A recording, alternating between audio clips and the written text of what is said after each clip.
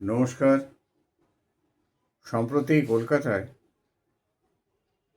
Hawker উচ্ছেদের ব্যাপার নিয়ে একটি জটিল পরিস্থিতি তৈরি হয়েছে। সরকার কলকাতার রাস্তাকে পরিষ্কার করতে চাইছেন। সাধারণ নাগরিক আমরা যারা ট্যাক্স দিয়ে এই শহরে বসবাস করি, আমাদের ট্যাক্সের টাকায় সরকার চলে, তারা চাইছেন শহরটি পরিষ্কার হোক। বামপন্থীরা যথারীতি স্রোতের উল্টো দিকে নৌকা বাইছেন। তারা বলছেন বিকল্প ব্যবস্থা না করে উচ্ছেদ করা যাবে না, প্রথমত। দ্বিতীয়ত, বেআইনি সংগঠন ভেঙে দেওয়া যাবে না। বেআইনি যে সমস্ত নির্মাণ হয়েছে তা ভাঙা যাবে না। তাদেরও বেআইনি নির্মাণকেও আইনি পুনর্বাসন দিতে হবে, বেআইনিকেও আইনি বলে মেনে নিতে হবে। আর বিশেষ বিশেষ অঞ্চল, যেখানে বিশেষ ধর্মের মানুষ থাকেন, একটি ধর্ম বিশেষের মানুষের আধিক্য যেখানে বেশি, সেখানে তো ঢোকাই যাবে না। এরা বলছেন যে বুলডোজার দিয়ে হকার উচ্ছেদ করা, উত্তর ভারতের এই সংস্কৃতি, বুলডোজার সংস্কৃতি এখানে আনতে দেব না। যে সমস্ত বামপন্থী নেতারা এই কথাগুলো বলছেন, তারা জেগে ঘুমোচ্ছেন। জেগে ঘুমোলে ঘুম ভাঙানো যায় না। কেন বলছি এ কথা?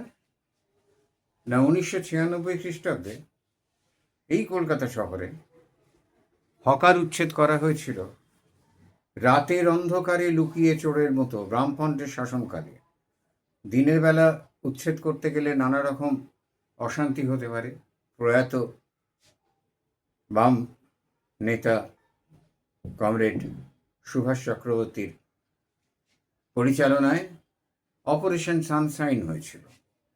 আর এই অপারেশন সানশাইনে রাত্রের অন্ধকারে, খুব সম্ভবত 24 তারিখ হবে সালে, 24শে নভেম্বর 1996 খ্রিস্টাব্দে, রাত্রির অন্ধকারে পে লোডার আর বুলডোজার চালিয়ে এই হকার উচ্ছেদ করা হয়। কারা করেছিল? কলকাতা পৌরসভার কর্মী, পুলিশ বাহিনী আর সিপিএম ক্যাডার, এই 3 গোষ্ঠীর মানুষ মিলে করেছিল। এর ফলে প্রচুর আর্থিক ক্ষতি হয় হকারদের। কোনো পুনর্বাসন দেওয়ার চেষ্টা হয়নি, কোনো কথাও দেয়নি তারা।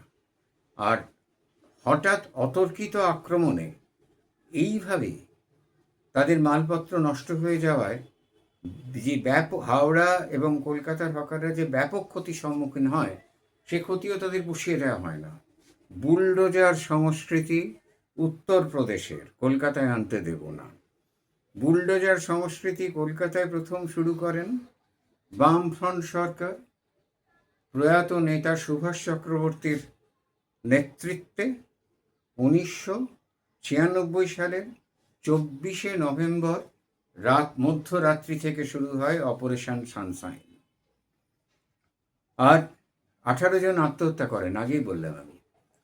এখানে কোনো রকম তাদের ক্ষতিপূরণ, তাদের যারা আত্মহত্যা করলেন তাদের পরিবারকে কোনো রকম ক্ষতিপূরণ পর্যন্ত দেওয়া হয়নি, ক্ষতিপূরণ দেবার চেষ্টাও করা হয়নি। হকারদের মধ্যে স্বাভাবিকভাবেই একটা অশান্তি, গণ্ডগোল দেখা দেয় এবং নানা রকম হকার আন্দোলন, হকার ইউনিয়ন ইত্যাদি গড়ে উঠতে আরম্ভ করে। এই হকাররা যারা বসেছিলেন, তারা সেই প্রথম দিকে আসা 1947-এর পরে যে অসংখ্য ছিন্নমূল মানুষ এদেশে এসেছিলেন, তাদের বংশধর, তাদের ছেলে মেয়ে। কোনো রকম চাকরির জায়গা ছিল না এখানে। পশ্চিমবাংলায় চাকরি পাওয়া খুব অসুবিধে। বাইরে যাওয়ার মতো হয়তো যোগ্যতাও অনেকের ছিল না, বা চাকরি পাওয়ার মতো যোগ্যতাও অনেকের ছিল না। চাকরি দাও করলে তো হয় না, চাকরি একটা মিনিমাম যোগ্যতা লাগে। তারা বাধ্য হয়েছিলেন ফুটপাত দখল করে, সরকারি কোনো অনুমতি নিয়ে করা হতো না, যে যেখানে পারতো বসে যেত। আর সব থেকে মজা কি জানেন? এদের হকার বলে চিহ্নিত করা হতো। সেলস ম্যানেজমেন্টের ভাষায় এরা হকার নয়, কিন্তু হকার হচ্ছে চাকা লাগানো গাড়ি অথবা কাঁধে ঘাড়ে পিঠে করে মাল নিয়ে এসে পাড়ায় পাড়ায় বিক্রি করা, ঘুরে মুভিং, সেই এক জায়গায় স্থিতি হয়ে বসবে না। এরা কিন্তু কনস্ট্রাকশন করে বসে গিয়েছিল। প্রথমে চোখের সামনে দেখা, প্রথমে 17 ইঞ্চির পরে আসতো চৌকি, চৌকির পরে আসতো 4টে খুঁটি খাটের ছত্রির মতো, তার উপরে তেরপোল, তারপরে ঘিরে নেওয়া থেকে আরম্ভ করে পরবর্তীকালে সানমাইকার দোকান টোকান সবই হয়ে গেছে, ফুটপাত পুরো দখলে চলে গেছে। ঠিক আছে, কিন্তু এরা সেই হকারদের সেই দৌরাত্ম, এটা তো মানুষ মেনে নিতে পারে না যে আমার জায়গা, আমার জমি, সরকারি জমি, সাধারণ মানুষের হাঁটার অধিকার খর্ব করে দিয়ে সেখানে হকার বসবে, যেহেতু তাদের চাকরি নেই বা রোজগারের জায়গা নেই। এইটা তো মানুষ কখনোই মেনে নিতে পারে, মানে দীর্ঘদিন ধরে মানা যায় না। এই সমস্যার একটা সমাধান দরকার। সমাধান করেনি কোনো সরকার, বামফ্রন্ট সরকার সমাধান করেনি। কংগ্রেস আমলে, বামফ্রন্টের আগে 34 বছর আগে যে কংগ্রেস আমল, তখন সত্যিকারের হকার ছিল। তারা চাকা লাগানো গাড়ি নিয়ে আসতো, গড়িয়াহাটের মেন ক্রসিং থেকে 100 গজের ভেতরে কাউকে বসতে দেওয়া হতো না। তারা দূরত্বে বিক্রি করতো, চলে যেত, সংখ্যা হাতে গোনা। এরকম 71-এর পরে যে হুড় হুড় করে ওদেশ থেকে মানুষ এসে এই দেশে জোর করে ঢুকে পড়ে, তাদের তখন সেই অবস্থা ছিল না তো। আচ্ছা, এদেরকে তারপরে সরকার কোনো রকম 34 বছর পরে তৃণমূলের 15 বছর, তাহলে এই যে বুলডোজার সংস্কৃতি বলে যে কথা বলা হচ্ছে, বিজেপি সরকারের দিকে আঙুল তুলে যারা তাদের প্রতিপন্ন করা হচ্ছে যে তারা গরিবের সরকার নয়, তারা বড়লোকের সরকার। আর এই গরিবের সরকার 34 বছরে দমদম থেকে বেলঘড়িয়া পর্যন্ত যেসব কোম্পানির মতো কোম্পানি নিয়ে 4টে অন্তত বড় কোম্পানিকে চিরদিনের জন্য ঝাঁপ বন্ধ করে দিয়েছে। আর কত কোম্পানি যে এদেশ থেকে উঠে চলে গেছে, পশ্চিমবাংলা থেকে অফিস সরিয়ে নিয়ে গেছে, জি স্ট্রেটনার, ফিলিপস, এমনকি বোরোলিন পর্যন্ত, যেটা একদম গৌরমোহন দত্ত কলকাতার নিজস্ব জিনিস, তারাও পালিয়েছে এখান থেকে। এরা গরিবের সরকার ছিল, এরা গরিবকে সবসময় দিয়েছে, দেখেছে, গরিবকে বাঁচিয়েছে। বিজেপি তো বড়লোকের সরকার, এরাই বলছে। তাহলে দেখুন এই কি দ্বিচারিতা।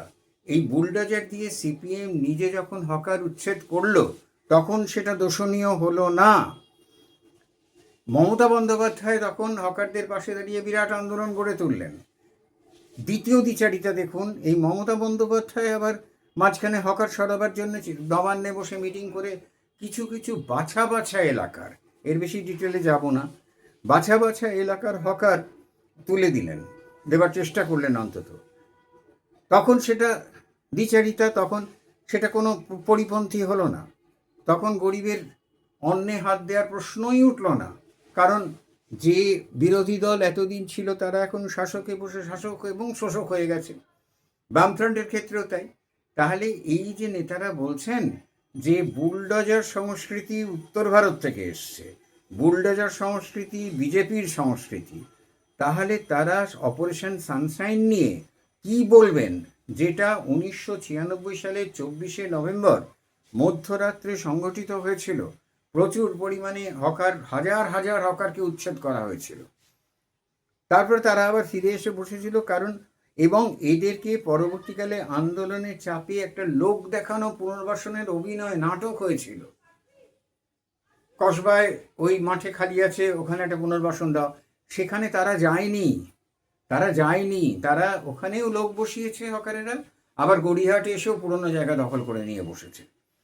তাহলে এই সমস্যাটা স্থায়ী সমাধান ছিল না। স্থায়ী সমাধান যেটা ছিল সেটা হচ্ছে চাকরির ব্যবস্থা করা। সেটা করা যায়নি, কারণ কলকারখানা তো সব বন্ধ করে দেওয়া হয়েছে।